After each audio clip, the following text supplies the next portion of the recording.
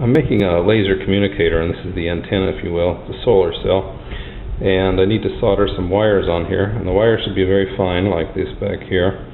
The front side will be the negative, and the back side will be the positive.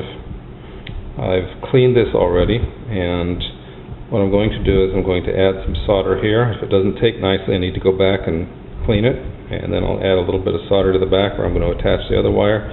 Again, if it doesn't take nicely, I'm going to go back and clean it. You do not have a lot of time. This is a glass wafer. If you apply the soldering iron too long, it will crack. And I'm also going to tin the ends of the wire, and those have to tin nicely. And then what will happen is, after things have cooled off, I'm going to come back and I'm going to place the negative wire on here and then just give it a brief touch with the soldering iron. And it should take within, say, 3 seconds. Anything longer than that, pull the soldering iron away. Don't apply pressure, whatever. Get it away, let it cool off.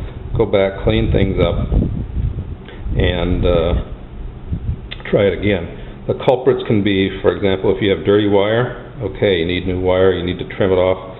If the surface of the solar cell is dirty, go back and clean it. You can rub it with a tissue, lightly with a tissue, take off any oxide. If the solder is dirty, make sure the solder is clean, wipe the solder down, and make sure you have a clean tip on your soldering iron. And if those things are all in order, this should go very nicely. So the first tool is a soldering iron with a clean tip and a fine point. I'm going to use a really fine solder. The one on the right is normal solder, the one on the left is the one I'm going to use.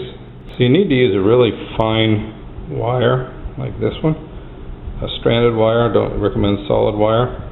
And I'm going to go tin the ends of this. If the wire won't tin nicely, you need a new piece of wire.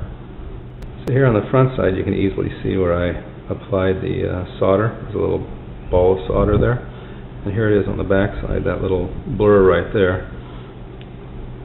And so now I have also tinned the leads, and the black one will go here. Just a quick touch with the soldering iron to join the two things, and then on the back side the same, just a quick touch, and then it'll be ready to go. So here we have it. It's not the most beautiful solder joint, but you don't want to spend a lot of time trying to make it beautiful. You want to get a good solid joint and move on. There's the back side. They're good tight joints. I may want to put a little bit of silicone underneath here to keep the sharp edge of the wafer from eating through the wire and causing a short. But outside of that, it's ready to go for our communicator.